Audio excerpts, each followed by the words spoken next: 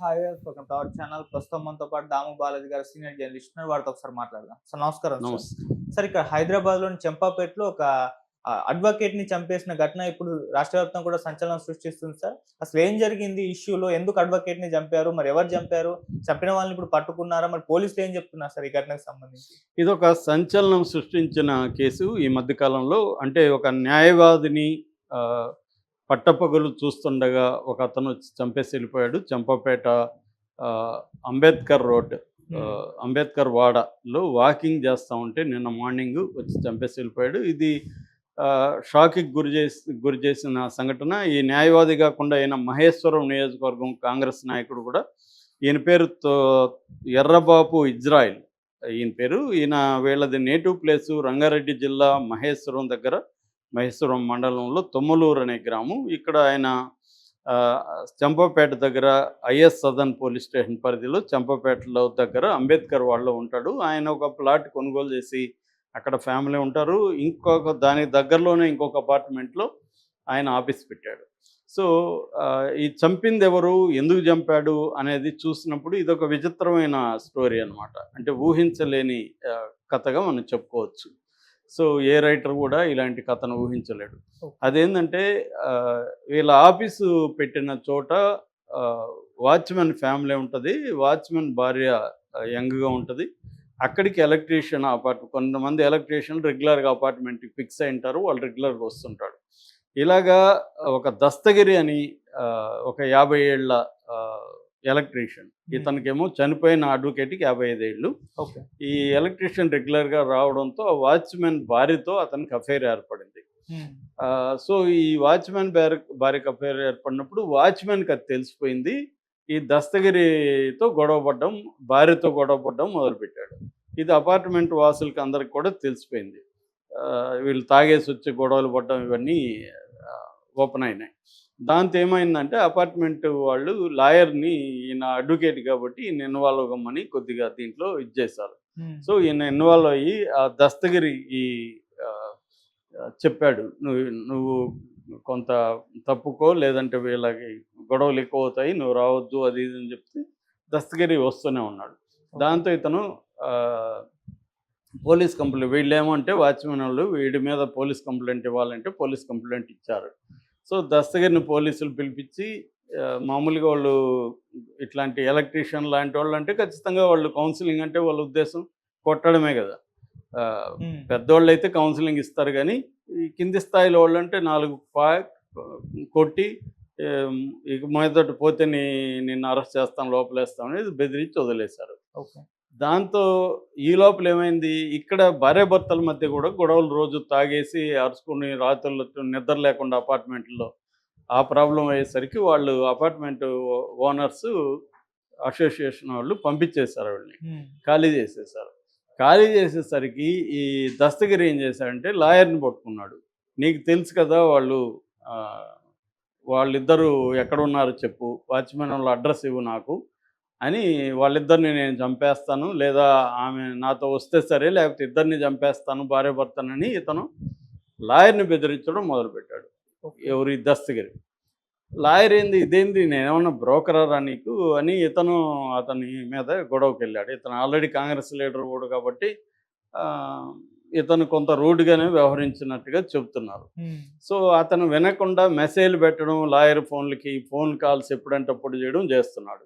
దాంతో ఇతను బ్లాక్ చేశాడు. సో బ్లాక్ చేసేసరికి వీడు నన్ను బ్లాక్ చేస్తాడా అని కోపంతో ఆఫీస్కి ఎప్పుడంటే అప్పుడు వెళ్ళిపోయి వాళ్ళ అడ్రస్ చెప్పమని ఇతను గొడవ చేయడం మొదలుపెట్టాడు. దాంతో ఇతనికి కోపం వచ్చి మళ్ళీ పోలీసులకి చెప్పాడు. పోలీసులు ఈసారి పిలిచి గట్టిగా కోటింగ్ ఇచ్చారు. ఎవరు? దస్తగిరికి. నేను ఒకసారి చెప్పాం కదా, నువ్వు ఎందుకు ఇన్వాల్వ్ అవుతున్నావు.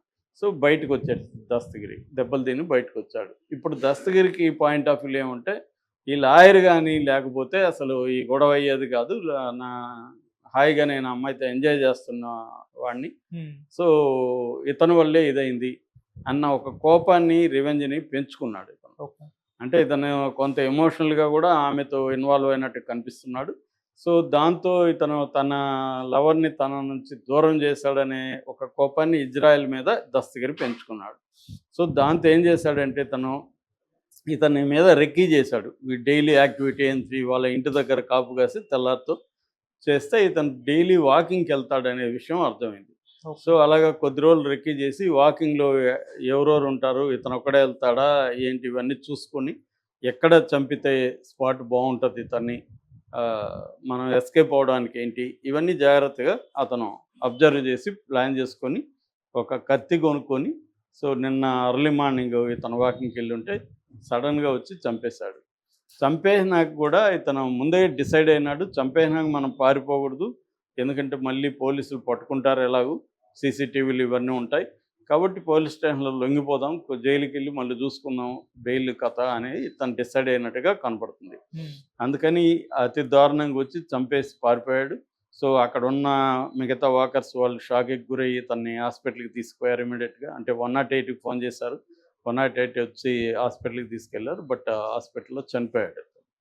సో ఇతను ఏం చేశాడు, దస్తగిరి ఇమీడియట్గా వెళ్ళి సంతోష్ నగర్ పోలీస్ స్టేషన్లో సరెండర్ అయిపోయాడు. సో పోలీసులు అతన్ని అరెస్ట్ చేసి జైలుకి పంపించారు. సో ఇది ప్రస్తుతం జరిగింది. అంటే ఇక్కడ పోలీసులు ఇంకేమన్నా కారణం ఉందా, ఇది ఒకటేనా, ఇతని క్రిమినల్ బ్యాక్గ్రౌండ్ ఏమైనా ఉందా దస్తగిరికి, ఇవన్నీ చూస్తున్నారు. వాళ్ళు చెప్పేది ఏమంటే ఇప్పటివరకు దస్తగిరి క్రిమినల్ బ్యాక్గ్రౌండ్ కానీ ఏమీ లేదు, అతను బాగా ఎమోషనల్గా ఆమెతో ఇన్వాల్వ్ అయిపోయినాడు, ఆమె లేకపోతే బతకలేననే స్థాయికి అతను వచ్చేసాడు. వీళ్ళేమో బలవంతంగా పంపించేయడం ద్వారా ఇదంతా కూడా లాయరే చేశాడు, లాయర్ అనుకుని ఉంటే నాకు హ్యాపీగా ఉండేది, లాయర్ కానీ ఇన్వాల్వ్ కాకపోతే, ఈ లాయరే చేశాడు, వాడు తాగుబోతు మొగుడు, వాడు పెద్ద చేసేది ఏమి లేదు అన్న కోపం లాయర్ మీద. అట్లాగే లాయరు తన లవర్ ఆచూకీ చెప్పలేదు, ఎక్కడుందో చెప్పలేదు అన్న కోపం కూడా పెంచుకున్నాడు. ఇక్కడ ఏంటంటే ఓవల్ ఇష్యూలో లాయర్ కొంత అంటే సిచ్యువేషన్ అంచనా వేయడంలో, వీడిని అర్థం చేసుకోవడంలో కొంత ఫెయిల్ అయినట్టుగా మనకు కనబడుతుంది. అంటే ఇదంతా కూడా మనకు పబ్లిక్ డొమైన్లో ఉన్న ఇన్ఫర్మేషన్ తప్ప రియల్గా మనం వెళ్ళి కలిసి మాట్లాడితే చాలా విషయాలు తెలుస్తాయి, కానీ మనకు అవేం తెలియదు. వాళ్ళు ఇచ్చిన ఇదేంటంటే లిమిటెడ్ ఇన్ఫర్మేషన్, డీటెయిల్గా పోలీసులు ఎప్పుడు కూడా చెప్పరు, లిమిటెడ్గా ఏదో చెప్తారు, దాన్ని బేస్ చేసుకొని మనం అనాలిసిస్ చేస్తున్నాం. కొన్ని సోర్సెస్ మన వాళ్ళు వెళ్ళి మాట్లాడినప్పుడు తెలిసిన విషయాలను బట్టి మామూలుగా ఏంటంటే ఎలక్ట్రీషియన్ లాంటి వాళ్ళని డీల్ చేసేటప్పుడు మనం జనరల్గా చేసే తప్పులే. మనం ఏంటంటే మనకంటే కింద స్థాయి వాళ్ళని డీల్ చేసేటప్పుడు వాళ్ళకి పెద్ద గౌరవం ఇవ్వము, వాళ్ళని మనం రూడ్గా బిహేవ్ చేస్తుంటాం చాలాసార్లు. అది ఒక్కోసారి వాళ్ళకు కూడా ఒక ఆత్మగౌరవం లేకపోతే ఇంకోటి ఉంటుంది కాబట్టి వాళ్ళు హర్ట్ అయిపోయే అవకాశాలు ఉంది. చాలామందిని మనం గమనిస్తే ఈ తప్పు అందరూ చేస్తుంటారు. అంటే ఒక హోటల్లోకి వెళ్తే ఒక సర్వర్ని మనం డీల్ చేసే పద్ధతి, ఫుడ్ బాలతో అతని మీద ఎగరడం, ఇలాంటివి చాలామందిని చూస్తుంటాం. అట్లాగే మన ఇంట్లో పనిచేసే వాళ్ళ మీద కూడా మనం చాలా నీచంగా మాట్లాడుతుంటాం. ఇది డేంజర్ ఇప్పుడు ఈ యాటిట్యూడ్ అనేది. అంటే ఫస్ట్ వాళ్ళని రెస్పెక్ట్గా చూడాలి, అట్లాగే అతని కండిషన్ ఏంటి ఇది అర్థం చేసుకోవాలి. మనకు పొజిషన్ ఉంది, వాడికి ఏమీ లేదు కాబట్టి మనం ఏమన్నా మాట్లాడచ్చు, ఎలాగన్నా డీల్ చేయొచ్చు అనుకుంటే అది డేంజరు. ఈ దస్తగిరికి ఏంటంటే కంవాట్మే అనే సిచ్యువేషన్కి వచ్చేసాడు. ఇతను ఒక పక్క తన ప్రేమించిన అమ్మాయిని ఇతను పంపించేయడం, రెండో పక్క పోలీసులు ఇతన్ని కొట్టడం, దీనికంతా కూడా